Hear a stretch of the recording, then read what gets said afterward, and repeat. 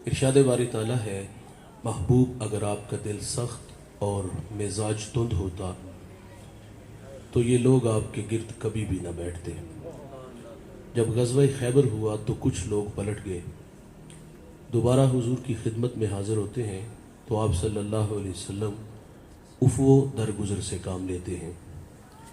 حاضرین مجلس، دین محبت سے پھیلا ہے، دین حسن اخلاق سے پھیلا ہے۔ ایک ہندو شاعر کہتا ہے، یہ لڑتے قبائل کو کس نے بتایا، محبت نہیں ہے تو کچھ بھی نہیں ہے۔ کائنات کی چمک، کائنات کی رونق، یہ سب محبت کے دم قدم سے ہے۔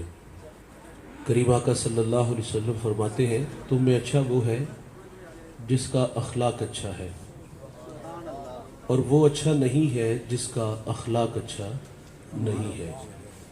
بارگاہ رسالت معاب صلی اللہ علیہ وسلم میں ایک خاتون کا تذکرہ کیا گیا کہ بندہ نواز صوم و صلات کی پابند ہے، لیکن اس کی زبان کے فتنوں سے ہمسایہ محفوظ نہیں، تو فرمایا جہنمی ہے۔ میرے نبی کا فرمان ہے، گھر خریدنے سے پہلے ہمسایہ اور سفر کرنے سے پہلے ہم سفر دیکھ لیا کرو۔ ہمسایہ اچھا نہ ملے تو زندگی عذاب ہو جاتی ہے، اور آپ ان لوگوں سے پوچھ کے دیکھ لیں جو اس عذاب میں مبتلا ہیں۔ ہمسایہ صرف اتنا کہہ دینا کہ ڈیک کی آواز تھوڑی سی ہلکی کر لو، غلط تو نہیں کہا، توجہ دلائیے نا۔ اس بات پہ بھی ناراض ہوگا کہ گانا میرے گھر میں چل رہا ہے، تمہیں کیا تکلیف ہے، اور پھر اوباش لڑکوں کو مکان کی چھت پہ لے چڑھے گا اور اس شریف آدمی کی بیٹیوں کو چھیڑے گا، آوازیں کسے گا، اس کے دروازے کے سامنے گندگی پھینک جائے گا، روڑے اٹکائے گا۔ تو اس لیے فرمایا، گھر خریدنے سے پہلے ہمسایہ اور سفر کرنے سے پہلے ہم سفر دیکھ لیا کرو۔ ہمسایہ دیوار کا ہے یا سرحد کا ہے، یہ اچھا نہیں تو زندگی عذاب ہے، اور اگر کسی کو اچھا ہمسایہ میسر آ جائے تو یہ بہت بڑی دولت ہے۔ ابو حمزہ ایک بہت بڑے محدث گزرے ہیں، ان کے بارے میں مشہور تھا، لوگ کہتے تھے یہ نشہ بیچتے ہیں۔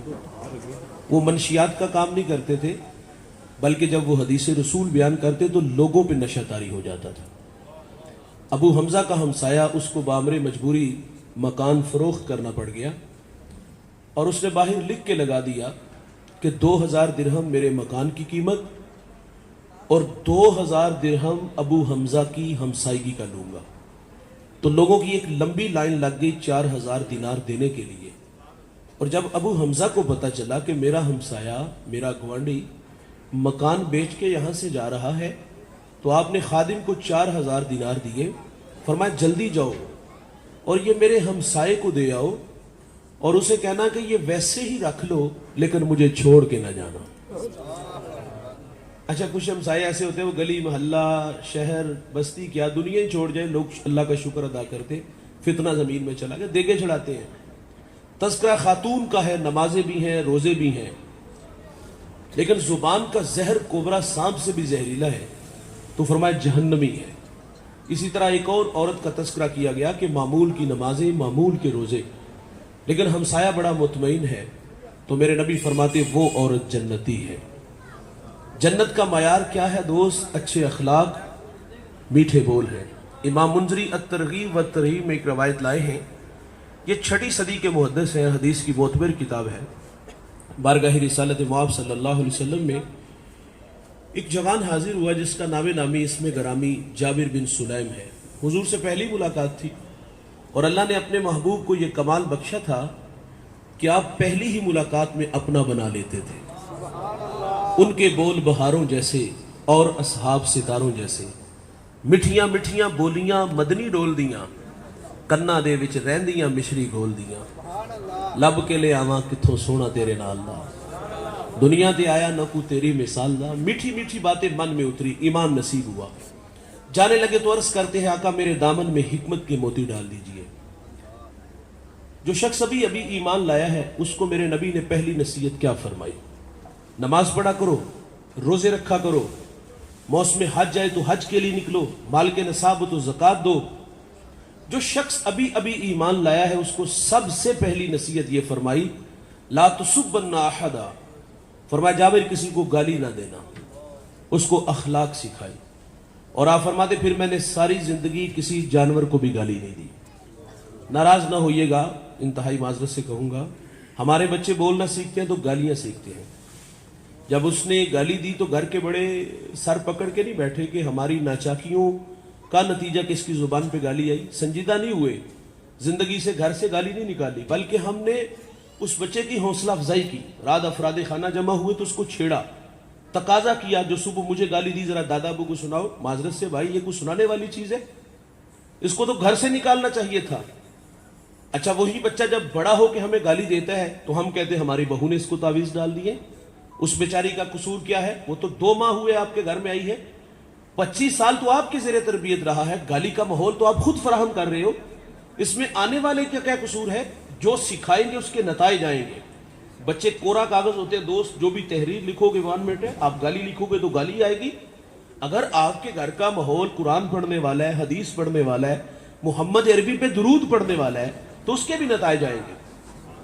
دیکھیے بختیار کاکی رحمت اللہ علیہ کی والدہ مدرسے بیچتی ہیں. استاد کہتے بیٹا پڑھ الحمدللہ رب العالمین. ازبر تھا سیقول السفہاء من الناس, ازبر تھا تلک الرسل فضلنا بعضهم علی بعض. 14 پارے سنائے. استاد بڑے متاثر ہوئے. بیٹا جہاں سے 14 پڑھے بقیہ 16 بھی اسی مدرسے میں اسی استاد سے پڑھ لیتے. ہجی اچھے منزل خوب. تو بختیار کاکی رحمت اللہ علیہ عرض کرتے استاد جی میں نے کسی مدرسے میں کسی استاد سے زانو تلمس طے نہیں کی ہے. تو فرمایا بیٹا یہ دولت پائی کہاں سے؟ تو عرض کرتے استاد جی میری والدہ 14 پاروں کی حافظہ تھی, میں نے ماں سے سن سن کے حفظ کر لیے ہیں. بھائی جان, ماں قرآن پڑھے تو بیٹا قاری قرآن بنتا ہے. ماں دودھ پلائے سونے محمد پہ درود پڑھے تو بیٹا دشت نینوا کو میدان کربلا بنا دیتا ہے. بچے بڑوں سے سیکھتے ہیں. کلاس روم میں ٹیچر بچوں سے سوال کرتے ہیں کہ بچوں بڑے ہو کر کیا بنو گے؟ کسی نے ڈاکٹر کہا, کسی نے انجینئر کہا, اور ایک بچہ کہتا استاد جی میں بڑا ہو کر صحابی رسول بنوں گا.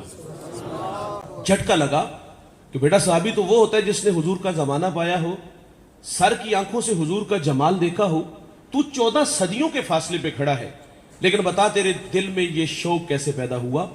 تو وہ بچہ کہتا استاد جی میری والدہ روزانہ سونے سے پہلے مجھے ایک صحابی رسول کا واقعہ سنا کے سوتی ہے, تو میرے دل میں شوق پیدا ہوا ہے میں بڑا ہو کر صحابی بنوں. یہاں 2 لمحوں کے لیے میں اور آپ رکیں گے, اور ایک سوال ہے, کیا ہم نے اپنے بچوں کو صحابہ کی محبت سکھائی؟ تو جواب یہی ملے گا کہ نہیں سکھا سکے. وجہ, او بھائی ہم 2 گھنٹے فیکٹری میں ہیں, کارخانے میں ہیں, دکان پہ ہیں, کہیں کھڑے ہیں, 8 گھنٹے کے بعد گھر آئے, 2 گھنٹے نیند سے پہلے تو ہوتے ہیں ہمارے پاس. میرا کہنا ہے بھائی 2 گھنٹے جو آپ کے پاس ہے, جس طرح ٹیچر روزانہ کی بنیاد پہ ایک نیا سبق کلاس میں لے کے آتا ہے, آپ بھی لے کے آؤ نا. 2 گھنٹے موبائل کو گولی مارو, سرانے کے نیچے دباؤ, اس سے دوستی توڑو یار, اپنے بچوں سے دوستی لگاؤ, انہیں وقت دو. لیکن ہمارے 2 گھنٹے اسی طرح ضائع ہو جاتے ہیں.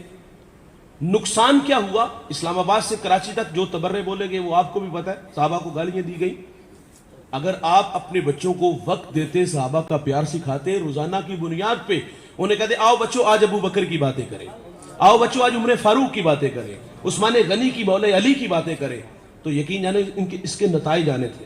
اگر کوئی بدبخت نلائق ابو بکر کو گالی دیتا تو گدی سے زبان کھینچتا کہ ماں بچپن میں سکھا گئی ہے. رسول اللہ فرماتے میں نے دنیا میں سب کو صلہ دیا ہے, ابو بکر کو صلہ قیامت کے دن میرا رب ہی عطا فرمائے گا. تو اس لیے بھائی اپنے بچوں کو وقت ضرور دیا کرو. اگر بچوں کو وقت نہ دیں گے تو یہ کسی اور کے ہاتھوں میں کھیلیں گے.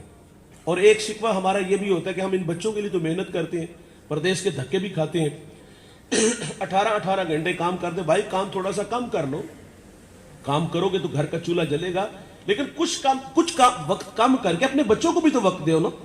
ہم کہتے ہیں ہمارے پاس وقت نہیں ہوتا, یہ بھی ایک شکوہ ہے ہمارا. مجھے بتائیے گا اس کائنات میں حضور سے بڑھ کر مصروف شخصیت کو گزری ہے؟